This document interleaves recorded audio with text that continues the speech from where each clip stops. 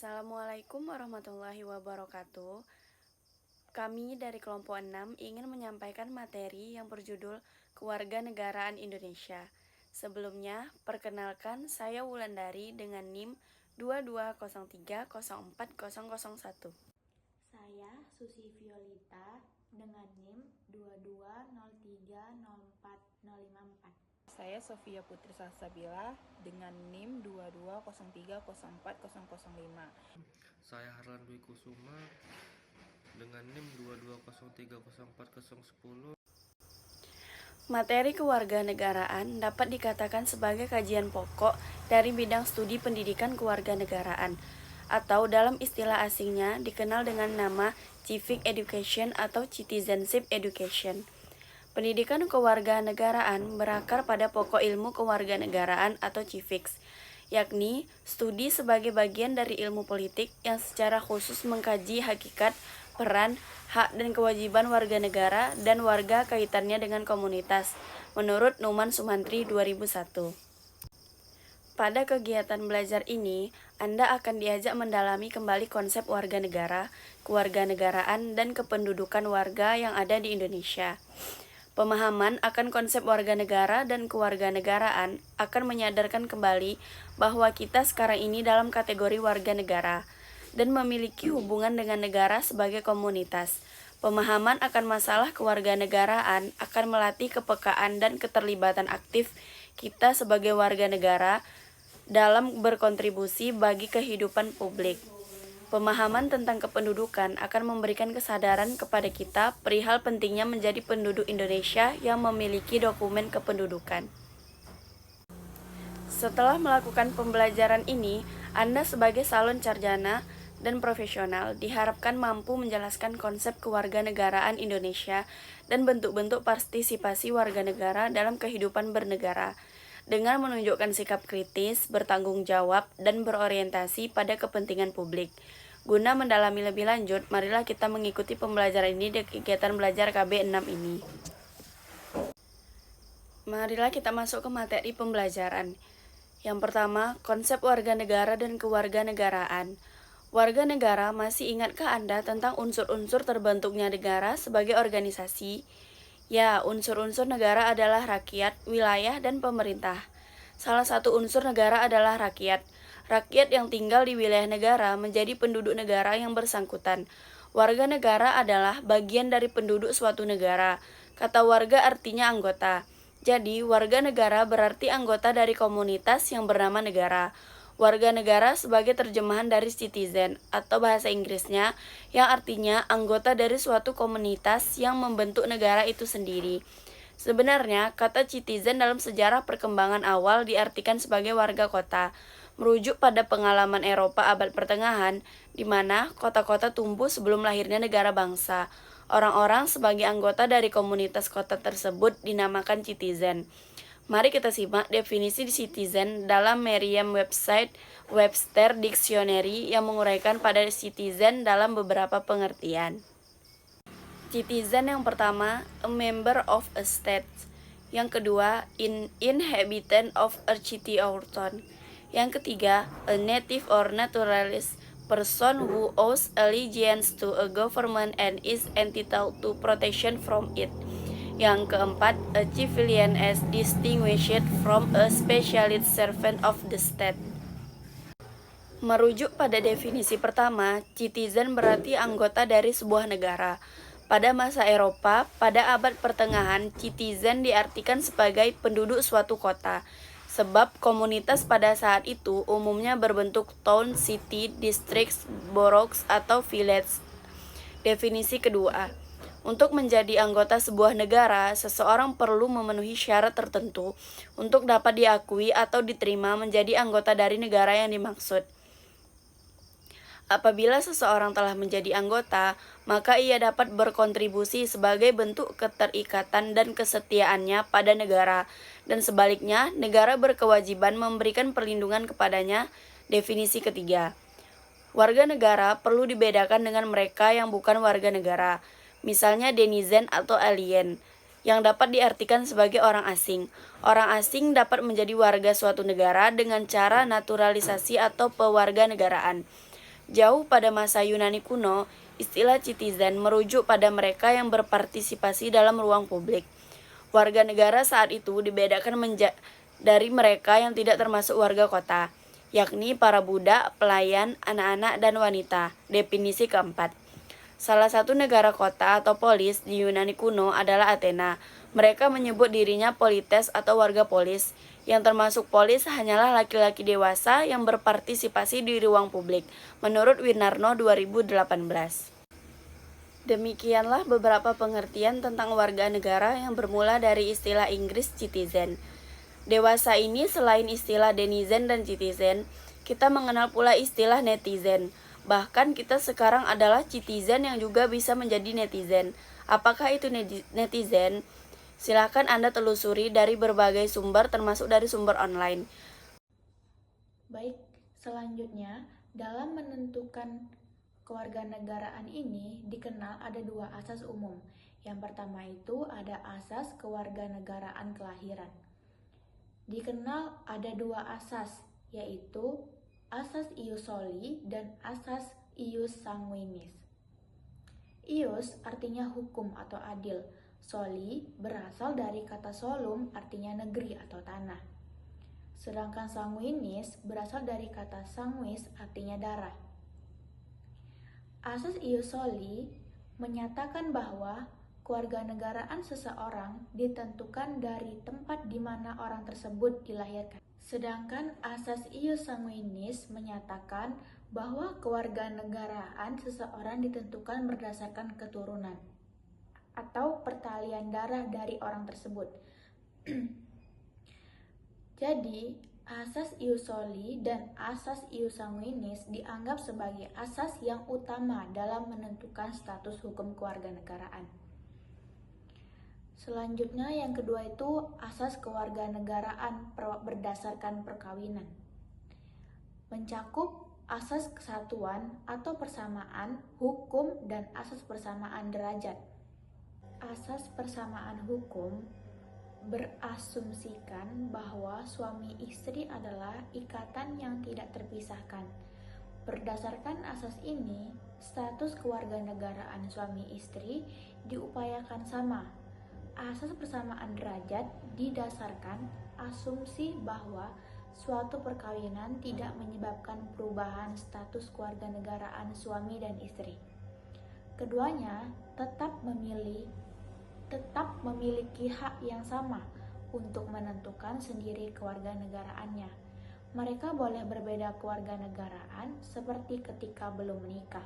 Penentuan kewarganegaraan yang berbeda-beda dapat memunculkan problem kewarganegaraan, yakni apartheid dan bipartheid.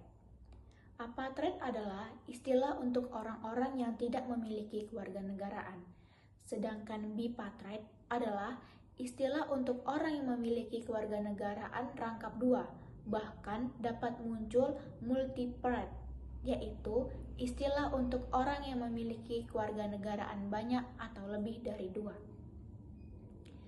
Penggunaan asas kewarganegaraan berdasarkan perkawinan yang berbeda antar negara juga dapat menyebabkan apartheid atau bipartheid, khususnya bagi perempuan. Melalui perkawinan, campuran seorang perempuan dapat mempunyai kewarganegaraan ganda atau bipartheid. Sebaliknya pula, melalui perkawinan campuran, perempuan dapat menjadi apartheid. Dalam kasus Indonesia, penentuan kewarganegaraan berdasarkan ikatan perkawinan perlu memperhatikan dasar ikatan perkawinan dengan catatan. Yang pertama, sumber ikatan perkawinan.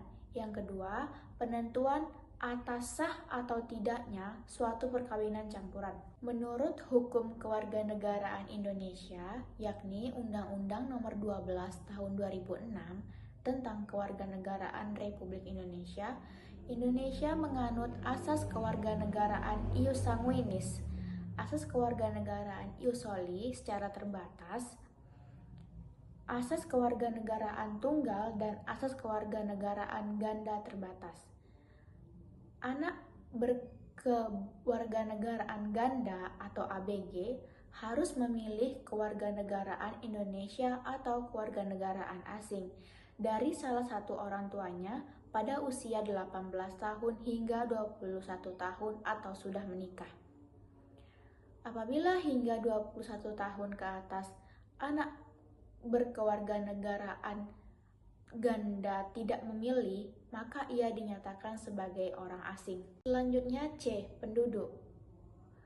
Menurut Undang-Undang Nomor 24 Tahun 2013 tentang perubahan atas Undang-Undang Nomor 23 Tahun 2006 tentang administrasi kependudukan, dikatakan bahwa penduduk adalah warga negara Indonesia dan orang asing yang bertempat tinggal di Indonesia.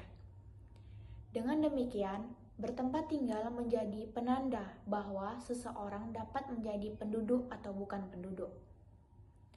Menurut Biro Pusat Statistik atau BPS, penduduk adalah semua orang yang berdomisili di wilayah geografis Republik Indonesia selama 6 bulan atau lebih dan atau mereka yang berdomisili kurang dari 6 bulan tetapi bertujuan untuk menetap. Namun demikian, definisi ini pada pelaksanaan sensus penduduk tahun 2020 diperbaharui menjadi penduduk adalah semua orang yang berdomisili di wilayah Negara Kesatuan Republik Indonesia selama 1 tahun atau lebih, atau mereka yang berdomisili kurang dari 1 tahun tetapi tujuan untuk menetap. Apabila seseorang telah memenuhi kriteria sebagai penduduk Indonesia, maka berhak memperoleh dokumen kependudukan yang mempunyai kekuatan hukum sebagai alat bukti autentik yang dihasilkan dari pelayanan pendaftaran penduduk dan pencatatan sipil. Dokumennya meliputi, yang pertama itu ada biodata penduduk. Itu merupakan keterangan yang berisi elemen-elemen jati diri. Yang kedua itu ada KK atau kartu keluarga, merupakan kartu identitas yang memuat nama, susunan, dan hubungan dalam keluarga, serta identitas anggota keluarga. Yang ketiga itu ada kartu tanda penduduk elektronik atau biasa disingkat KTPL. Itu yang berisikan data secara resmi yang berisikan chip. Yang keempat itu ada surat keterangan kependudukan. Itu mencakup nama-nama, tempat tanggal lahir, agama, jenis kelamin, alamat, serta peristiwa kependudukan yang dialami seseorang. Yang kelima itu ada akta pencatatan sipil, merupakan catatan resmi yang dibuat pejabat negara yang menyangkut kependudukan hukum seseorang seperti kelahiran, perkawinan, perceraian, kematian, serta pengakuan dan pengesahan anak. Baiklah, saya akan menjelaskan tentang konsep warga negara dan kewarganegaraan. Warga negara, tahukah Anda unsur-unsur terbentuknya negara sebagai organisasi? Ya, unsur-unsur negara adalah rakyat, wilayah, dan pemerintah. Salah satu unsur negara adalah rakyat. Rakyat yang tinggal di suatu wilayah negara menjadi penduduk negara yang bersangkutan. Warga negara adalah bagian dari penduduk suatu negara. Kata warga artinya anggota. Jadi, warga negara berarti anggota dari komunitas yang bernama negara. Warga negara sebagai terjemahan citizen, bahasa Inggrisnya, yang artinya anggota dari suatu komunitas yang terbentuk negara itu sendiri. Baik, di sini saya akan menjelaskan sedikit dari 5 pertanyaan pada halaman 96, yang mana yaitu yang pertama ialah identitas. Identitas ini tersendiri kita bisa udah pastinya sudah tahu ya, seperti KTP, yang mana identitas ini sangatlah perlu untuk bagi masyarakat warga sipil, yang mana identitas ini berlaku untuk selaku pengurusan apapun itu yang berkaitan dengan segala kehidupan sosial. Nah, lanjut yang kedua yaitu ada hak. Hak ini adalah kita sebagai individual memiliki hak, yaitu seperti mempunyai hak atas keadilan, hak atas sopan santun terhadap yang lain gitu. Yang mana sifat hak ini yang pastinya sangat berlaku apalagi di dalam rumah tangga ya. Yang lanjut yang ketiga ada kewajiban. Kewajiban ini bisa kita artikan seperti kewajiban kita sebagai warga, yang mana warga setempat itu memiliki kewajiban atas kita yang selalu ikut berpartisipasi dalam lingkungan sosial. Lanjut yang keempat ada partisipasi.